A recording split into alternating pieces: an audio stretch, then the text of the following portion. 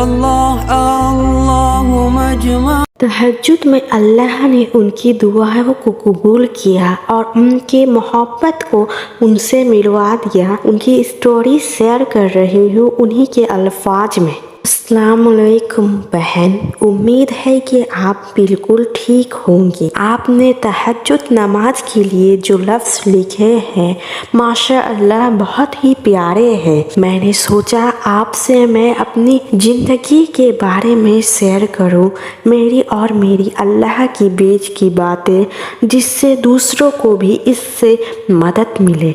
April میں مطلب 15 رمضان کو میرے اوپر کچھ ایسا وقت آیا جس کا کوئی تصور بھی نہیں کر سکتا۔ مجھے ایک لڑکی سے محبت تھی اور بے انتہا محبت تھی، مگر کچھ ایسا ہوا کہ میں کراچی چلا گیا اسٹڈیز کے لیے اور وہ بھی دوسری جگہ چلی گئی اسٹڈی کے لیے۔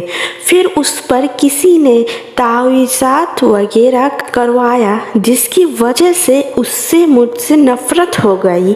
وہ مجھے دیکھنا بھی پسند نہیں کرتی تھی، مگر میں نے اپنی اللہ پاک پر یقین رکھا اور دعائیں کرتا رہا۔ میں ساری رات سو نہیں پاتا تھا اور صبح کو بھی نہیں۔ تہجد رمضان کے بعد 2 منتھ میں نے اپنے سارے مسئلے اپنے پیارے رب پر چھوڑ دیا۔ میں نے فرض نماز نہیں چھوڑی اور تہجد بھی پابندی سے پڑھی۔ آہستہ آہستہ میرے اندر کی ساری تکلیف ختم ہونے لگی۔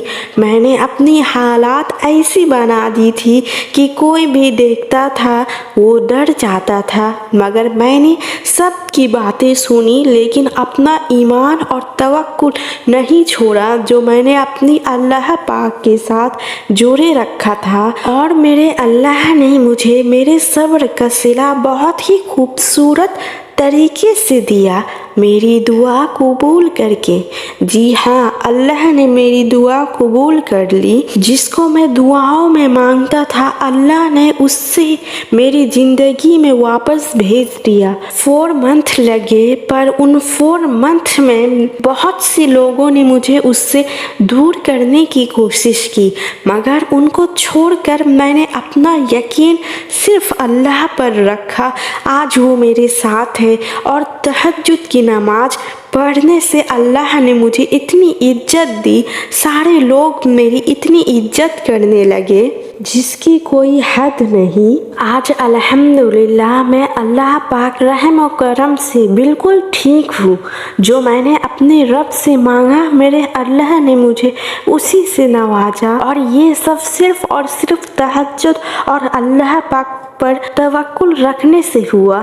اللہ پاک سے امید اور اس پہ کامل یقین رکھنے سے اور اس سے مانگنے سے وہ سب بھی مل جاتا ہے جو ہم سمجھتے ہیں کہ ناممکن ہے۔ میں آپ سب سے یہ بولنا چاہوں گی کہ آپ اپنے دکھ صرف اور صرف اللہ پاک کو بتائیں، نہ کہ انسانوں کو۔ رونا آئے تو سجدے میں روئے، نہ کہ کسی انسان کے سامنے۔